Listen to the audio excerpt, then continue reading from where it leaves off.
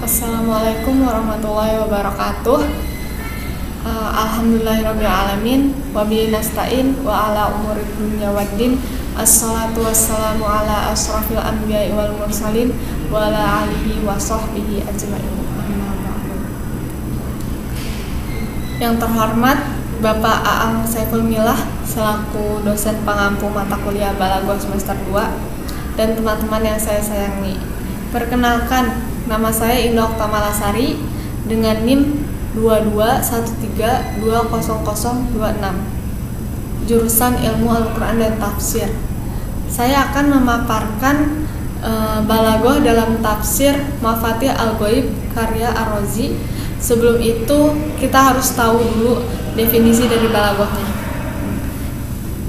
Definisi balaghah itu berasal dari kata balagho yang artinya sama dengan wasola, yaitu sampai. Secara bahasa, balaghah artinya sampai pada tujuan.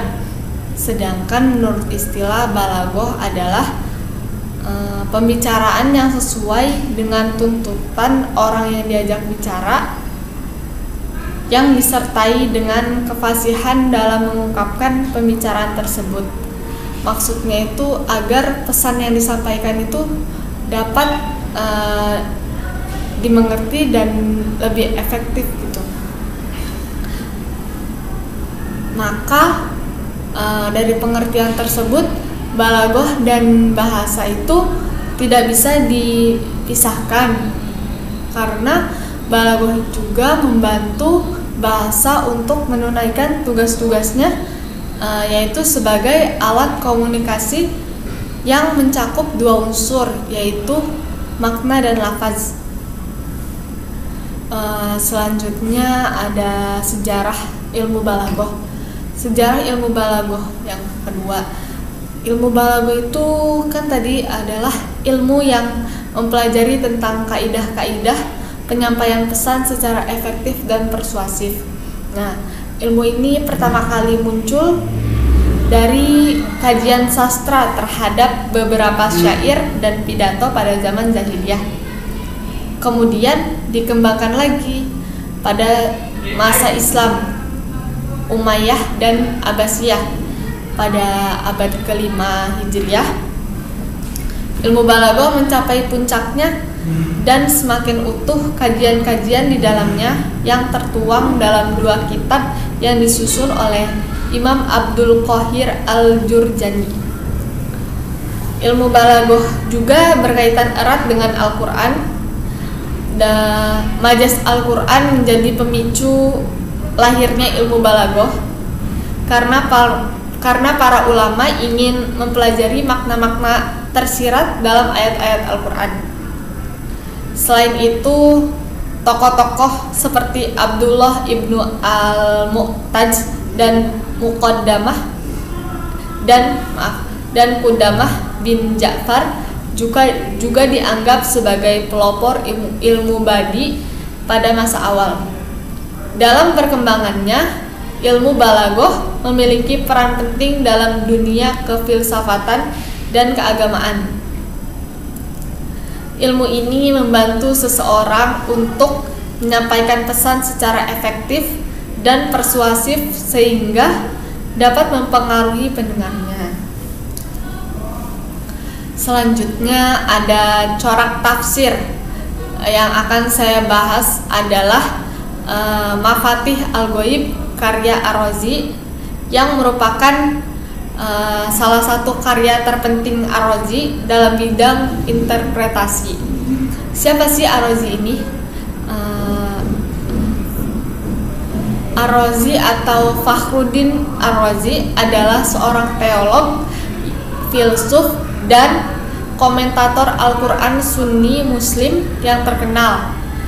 Ia lahir pada tahun 1149 Masehi di kota Rai, yang sekarang berada di Iran modern. Ar-Razi memulai pendidikannya dalam ilmu-ilmu Islam sejak usia muda, belajar dengan para ulama terkemuka di Rai, Isfahan, dan kota-kota lain di Iran. pada usia awal 20-an, Ar-Razi pergi ke Baghdad, Irak yang saat itu merupakan pusat intelektual dan kebudayaan dunia Islam. Di sana, ia melanjutkan studi dalam ilmu-ilmu Islam, filsafat, dan ilmu-ilmu alam. Ia juga belajar dengan para ulama terkemuka pada masanya, termasuk filsuf dan teolog Abu Hamid Al-Ghazali. Setelah menyelesaikan studinya di Baghdad, Ar-Razi kembali ke Iran, di mana ia bekerja sebagai hakim dan guru. Ia menulis banyak buku tentang teologi Islam, filsafat, dan tafsir Al-Quran, termasuk karyanya yang paling terkenal, Mafatih Al-Ghaib ini. Sebuah komentar komprehensif tentang Al-Quran. Karya ini dianggap sebagai salah satu komentar Al-Quran yang paling berpengaruh dan banyak dibaca di dunia Islam.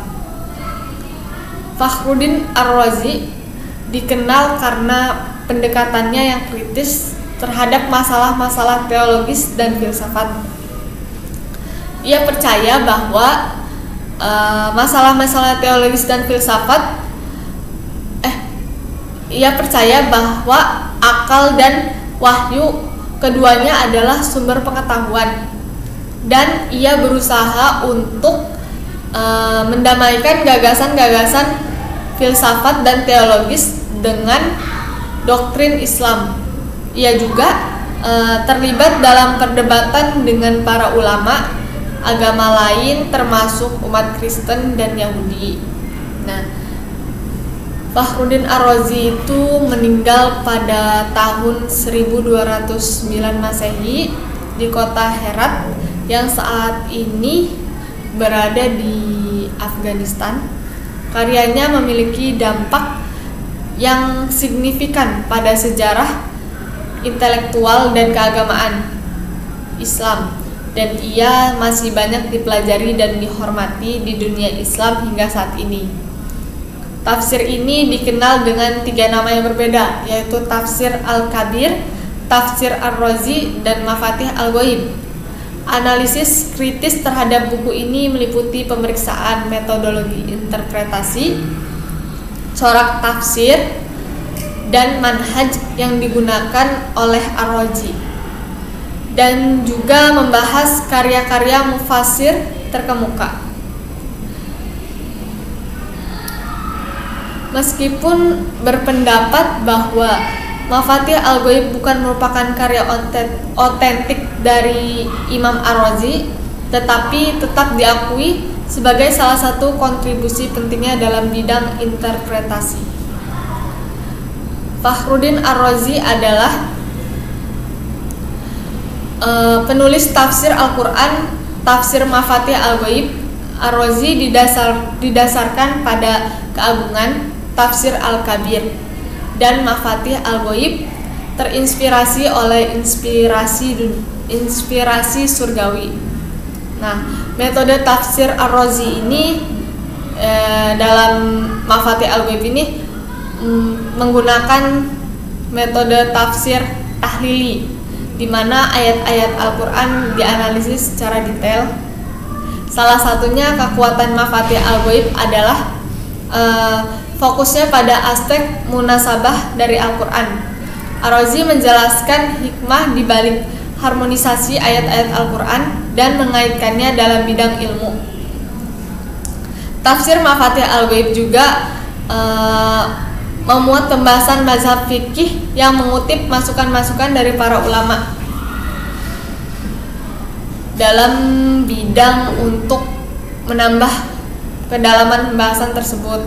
Nah, selain gayanya yang unik dan pendekatan yang holistik, Mafatih Al-Ghaib juga dikenal luas ilmunya. Ini mencakup berbagai aspek, berbagai topik seperti teologi, filsafat, sejarah, dan etika. Nah, kitab tersebut memiliki beberapa nama seperti yang tadi saya telah sebutkan, tafsir Al-Kabir. Yang kedua ada tafsir Ar-Raj dan Mafatih Al-Ghaib. Nama-nama tafsir Al-Kabir mengacu pada keluasannya dan tafsir Ar-Razi dinamai menurut penulisnya. Sedangkan Mafatih Al-Ghaib terinspirasi dari mimpi yang dimiliki Ar-Razi. Dalam mimpi itu, kata Ar-Razi, saya melihat cahaya memancar dari gembok dan gemboknya terbuka. Secara keseluruhan, tafsir Mafatih Al-Ghaib adalah karya penting studi Islam karena gayanya yang unik dan pendekatannya yang komprehensif. Fokusnya pada munasabah dan pengetahuannya yang luas menjadikan sumber yang tak ternilai bagi mereka yang mencari pemahaman yang lebih dalam ayat-ayat Al-Quran. Ar-Razi memulai tafsirnya terhadap ayat 5 dari surat Toha yang berbunyi, A'udzubillahi minasyaitonirrajim, Bismillahirrahmanirrahim, Ar-Rahmanu 'alal arsy istawa, dengan menyatakan bahwa ada beberapa masalah dalam ayat ini. Yang pertama, masalah pertama itu terkait gaya bahasa yang merupakan salah satu fitur khas dari kitab tafsirnya. Menurut Ar-Razi, jika kata Ar-Rahman dibaca dalam bentuk majrur, maka menjadi sifat dari kata man khalaqa. Namun dalam kenyataannya ayat ini itu dibaca dalam bentuk marfu. Oleh karena itu, manfaatnya tidak hanya digunakan sebagai sifat pemurah, tetapi juga sebagai bentuk pujian dan pengagungan kepada Allah sebagai pencipta. Yang kedua, terkait dengan pembahasan akidah. Menurut Ar-Razi, jika ayat ini dipahami secara harfiah bahwa esensi Allah duduk di atas arsy, ini adalah pemahaman yang salah dan tidak dapat diterima oleh akal maupun bukti dari segala sisi. Ar-Razi kemudian menyajikan beberapa argumen. Argumen yang pertama, Allah tidak ada sebelum arsy dan tempat lainnya. Allah tidak membutuhkan tempat saat Dia menciptakan makhluknya. Allah adalah kekal dan tidak membutuhkan tempat dan selalu begitu, kecuali ada orang yang menganggap bahwa arsy juga kekal seperti Allah. Yang kedua, sesuatu yang duduk di atas arsy harus mengambil bagian di dalamnya. Bagian yang terpasang di sisi kanan arsy tentu tidak sama dengan yang di sisi kiri arsy atau tidak berada di sisi kiri arsy. Oleh karena itu, ini terdiri dari bagian-bagian. Sesuatu yang terbagi dan terdiri membutuhkan seseorang untuk mengurusnya, sedangkan Allah tidak mungkin seperti itu. Ketiga, sesuatu yang duduk di atas arsy kadang-kadang bergerak atau tidak bergerak sama sekali. Jika dalam kondisi pertama, arsy menjadi tempat bagi untuk bergerak dan diam, menunjukkan bahwa arsy diciptakan. Jika dalam kondisi kedua diumpamakan seperti itu yang terikat, bahkan lebih buruk dari itu, karena orang yang lumpuh jika dia ingin bergerak, dia masih dapat menggerakkan kepala dan kelopak matanya, sedangkan dalam anggapan mereka Allah hanya diam saja di atas arsy. Wabillahi taufiq wal hidayah. Wassalamualaikum warahmatullahi wabarakatuh.